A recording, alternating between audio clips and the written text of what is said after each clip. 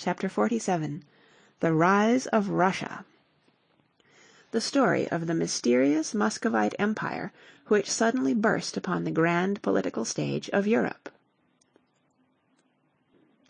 In the year 1492, as you know, Columbus discovered America. Early in the year a Tyrolese by the name of Schnups, traveling as the head of a scientific expedition for the Archbishop of Tyrol, and provided with the best letters of introduction and excellent credit, tried to reach the mythical town of Moscow. He did not succeed. When he reached the frontiers of this vast Muscovite state, which was vaguely supposed to exist in the extreme eastern part of Europe, he was firmly turned back. No foreigners were wanted, and Schnups went to visit the heathen Turk in Constantinople, in order that he might have something to report to his clerical master when he came back from his explorations. 61 years later, Richard Chancellor, trying to discover the northeastern passage to the Indies, and blown by an ill wind into the White Sea, reached the mouth of the Dwina, and found the Muscovite village of Kolmogorny, a few hours from the spot where in 1584 the town of Archangel was founded. This time the foreign visitors were requested to come to Moscow and show themselves to the Grand Duke. They went, and returned to England with the first commercial treaty ever concluded between Russia and the Western world. Other nations soon followed, and something became known of this mysterious land. Geographically, Russia is a vast plain. The Ural Mountains are low and form no barrier against invaders. The rivers are broad but often shallow. It was an ideal territory for nomads. While the Roman Empire was founded, grew in power and disappeared again, Slavic tribes, who had long since left their homes in Central Asia, wandered aimlessly through the forests and plains of the region between the Dniester and Dnieper rivers. The Greeks had sometimes met these Slavs, and a few travelers of the 3rd and 4th centuries mention them. Otherwise they were as little known as were the Nevada Indians in the year 1800. Unfortunately for the peace of these primitive peoples, a very convenient trade route ran through their country. This was the main road from northern Europe to Constantinople. It followed the coast of the Baltic until the Neva was reached. Then it crossed Lake Ladoga and went southward along the Volkhov River. Then through Lake Ilmen and up the small Lovat River. Then there was a short portage until the Dnieper was reached. Then down the Dnieper into the Black Sea. The Norsemen knew of this road at a very early date. In the 9th century they began to settle in northern Russia, just as other Norsemen were laying the foundation for independent states in Germany and France. But in the year 862, 3 Norsemen, brothers, crossed the Baltic and founded 3 small dynasties. Of the 3 brothers, only one, Rurik, lived for a number of years. He took possession of the territory of his brothers, and 20 years after the arrival of this first Norseman, a Slavic state had been established with Kiev as its capital. From Kiev to the Black Sea is a short distance. Soon the existence of an organized Slavic state became known in Constantinople. This meant a new field for the zealous missionaries of the Christian faith. Byzantine monks followed the Dnieper on their way northward, and soon reached the heart of Russia. They found the people worshipping strange gods who were supposed to dwell in woods and rivers and in mountain caves. They taught them the story of Jesus. There was no competition from the side of Roman missionaries. These good men were too busy educating the heathen Teutons to bother about the distant Slavs. Hence Russia received its religion and its alphabet, and its first ideas of art and architecture from the Byzantine monks, and as the Byzantine Empire, a relic of the Eastern Roman Empire, had become very oriental, and had lost many of its European traits, the Russians suffered in consequence. Politically speaking, these new states of the great Russian plains did not fare well.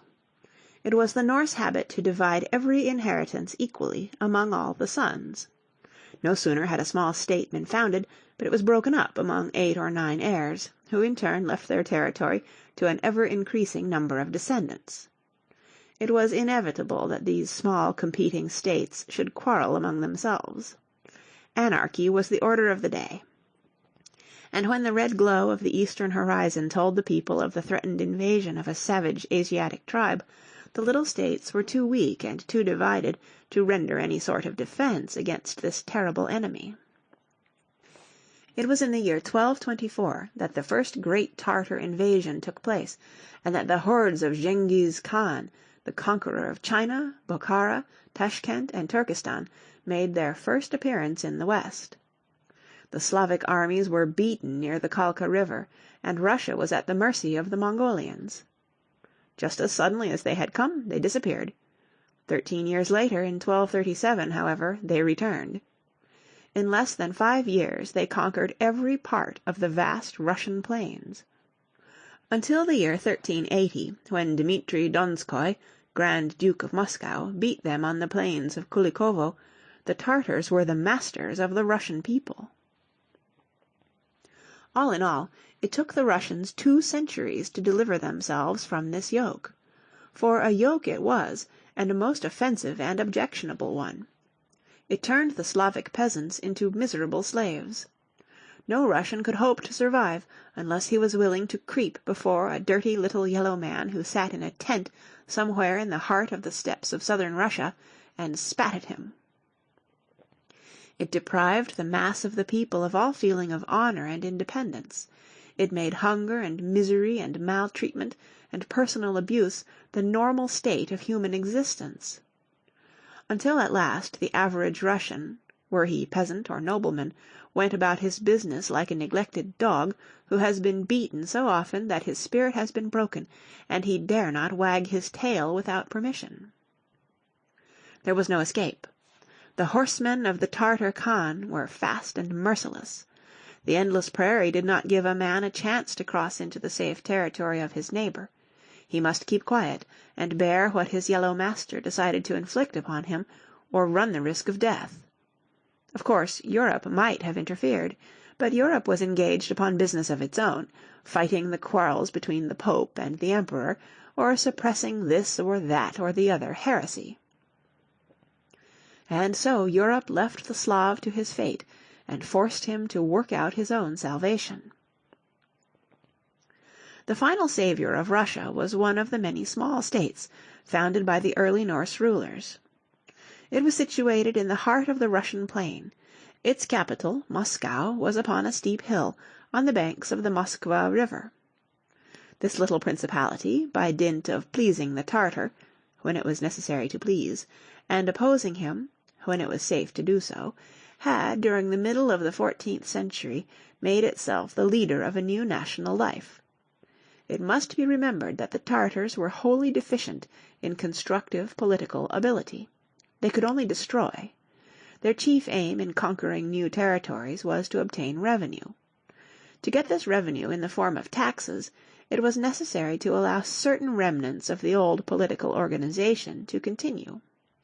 Hence there were many little towns, surviving by the grace of the great Khan, that they might act as tax-gatherers and rob their neighbors for the benefit of the Tartar treasury. The state of Moscow, growing fat at the expense of the surrounding territory, finally became strong enough to risk open rebellion against its masters, the Tartars.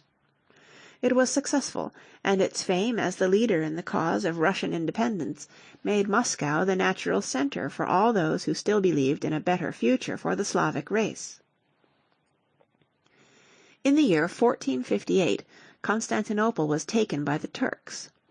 10 years later, under the rule of Ivan III, Moscow informed the Western world that the Slavic state laid claim to the worldly and spiritual inheritance of the lost Byzantine Empire, and such traditions of the Roman Empire as had survived in Constantinople.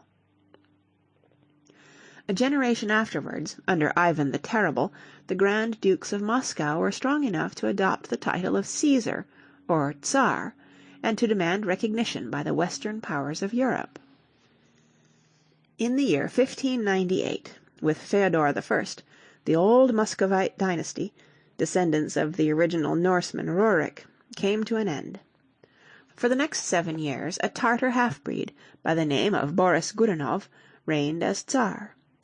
It was during this period that the future destiny of the large masses of the Russian people was decided. This empire was rich in land, but very poor in money. There was no trade, and there were no factories. Its few cities were dirty villages.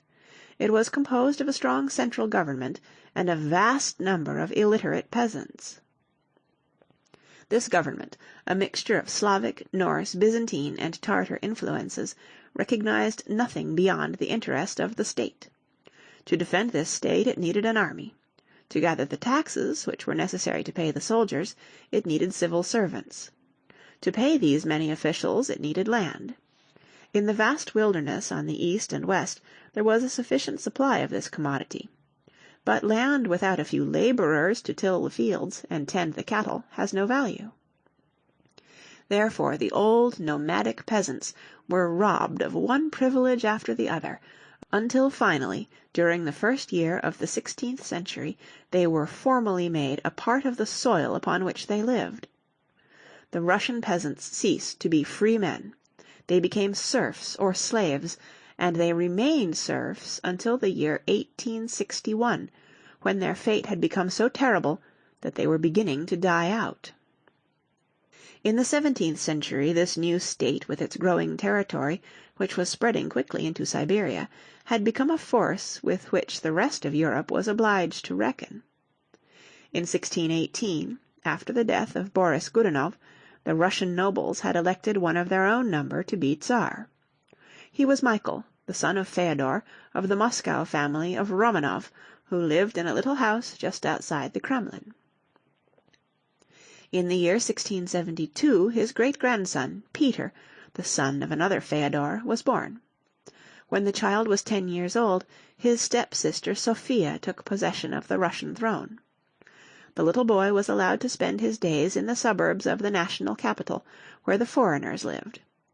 Surrounded by Scotch barkeepers, Dutch traders, Swiss apothecaries, Italian barbers, French dancing teachers, and German schoolmasters, the young prince obtained a first but rather extraordinary impression of that faraway and mysterious Europe, where things were done differently. When he was 17 years old he suddenly pushed Sister Sophia from the throne. Peter himself became the ruler of Russia. He was not contented with being the Tsar of a semi-barbarous and half-Asiatic people. He must be the sovereign head of a civilized nation. To change Russia overnight from a Byzantine Tartar state into a European empire was no small undertaking. It needed strong hands and a capable head. Peter possessed both. In the year 1698, the great operation of grafting modern Europe upon ancient Russia was performed. The patient did not die, but he never got over the shock, as the events of the last 5 years have shown very plainly. End of chapter 47.